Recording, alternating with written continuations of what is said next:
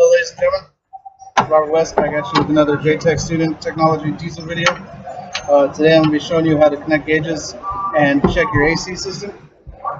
This is the HVAC gauge system that you use here.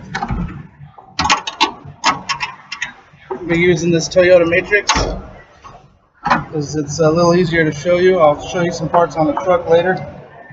Take your gauges, you're going to hook them up. The way you hook them up, you got your low side, or your high side rather, which you can tell by the lower line, the smaller diameter of the line. And then you got your high side, which would be the thicker diameter line here. You could also check that by the diameter of the valve that you connect to. You can see the diameter here is much larger than the low side. See, the diameters are different. Just down there where the lines, if you follow the lines, you can see the AC compressor just below the alternator here. You also have your condenser, which is in front of the alternator.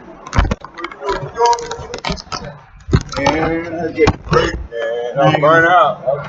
Plug in your lines. The red one goes to your high pressure side. Connect. Your blue one goes to your low pressure side. Twist to open.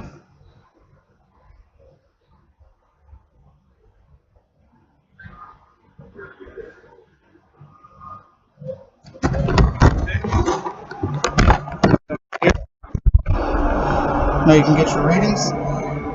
You can see that right now it's running a little hot, but you can run the car with the AC system. We're still going to be between 20 and 35 on the cold side and the hot side. We're going to be between 150 and 250. Now to refill it, you connect the line here at 134A and run the system on with the AC all the way on full. You just connect it that way, recharge the system. On this vehicle here, the AC clutch is actually on, so we have to replace the AC motor here, so we can't get the actual compressor to work. But that'll be another video just to show you some of the components on an actual truck. Here's your AC compressor. This one also, the system has no Freon in it, so we have to recharge this system. But this is your AC compressor. Up here in the front, this part is the clutch. This is what actually, the belt will always move, but the clutch is what engages the actual compressor itself, and the pistons inside will move and actually pump the system through your lines. This is your low pressure side with the bigger PVC tube. Your high pressure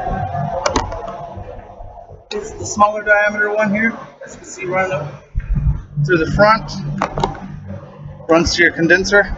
This doesn't have an evaporator. It uses an orifice tube type, which helps produce higher pressures as it's pushing through the orifice tube. You can see here we have our low pressure, which is the bigger diameter, and our high pressure is the smaller diameter hose. And it just runs back into the cab, and the orifice tube is behind the air intake here. That's everything, just on checking your system. Later I'll have a video on how to recharge the system and checking again with the gauges. Thanks everybody for watching, really appreciate it. As always, goodbye.